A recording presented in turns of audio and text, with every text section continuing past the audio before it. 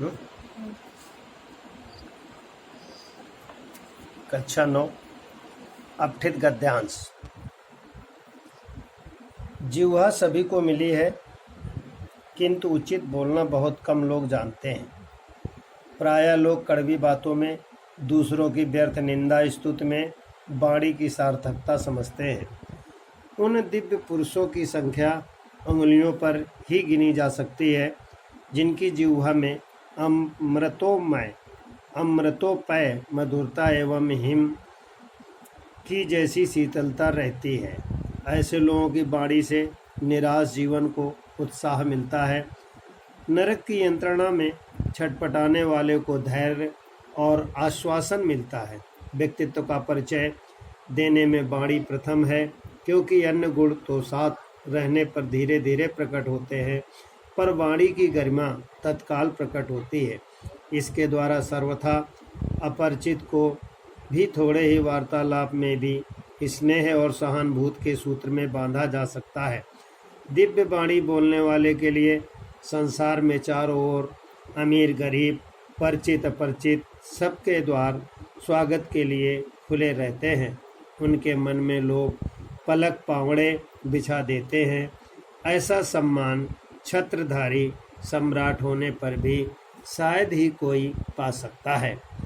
प्रश्न इस प्रकार है, प्रायः लोग वाणी की कब सार्थक मानते हैं? प्रश्न नंबर 2, दिव्य पुरुषों की क्या विशेषता है? प्रश्न नंबर 3, जिह्वा द्वारा लोगों को किस सूत्र में बांधा जा सकता है? प्रश्न नंबर 4, प्रस्तुत गद्यांश का मूल भाव बताते हुए उचित शीर्षक का चयन कीजिए।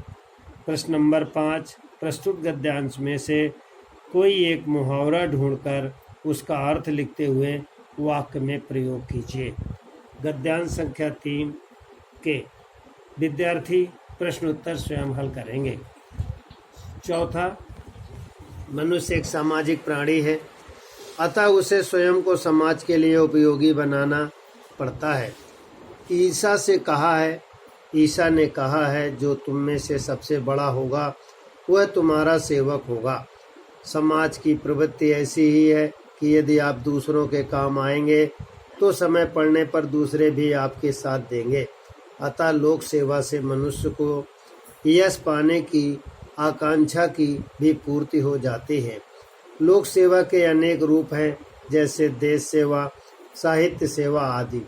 कोई भी रचनात्मक कार्य जिससे सार्वजनिक हित हो वह परोपकार है।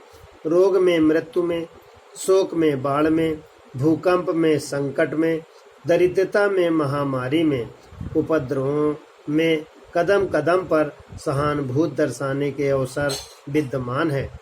सहानुभूति और परोपकार का अर्थ केवल दधीच और गांधी जैसा बलिदान ही नहीं, बल्कि दयालुता के छोटे छोटे कार्य, मृदुता का व्यवहार, पड़ोसियों के सहायक बनने की चेष्टा, दूसरों की भावनाओं को ठेस न पहुंचाना, दूसरों की दुर्बलताओं के प्रति उदार होना, किसी को निर्धन न मानना आदि भी सहानुभूति से जुड़े परोपकार के ही लक्षण हैं। प्रश्नों में से विकल्प दिए गए हैं, जिन्हें विद्यार्थी स्वयं करेंगे। लोक सेवा से मनुष्य की कौन सी आकांक्षा पूर्ण हो जाती है? का धन पाने के लिए, खा यश पाने के लिए, गा प्रशंसा पाने की, घा सुख पाने की। प्रश्न नंबर 2, दूसरे भी कब आपका साथ देंगे?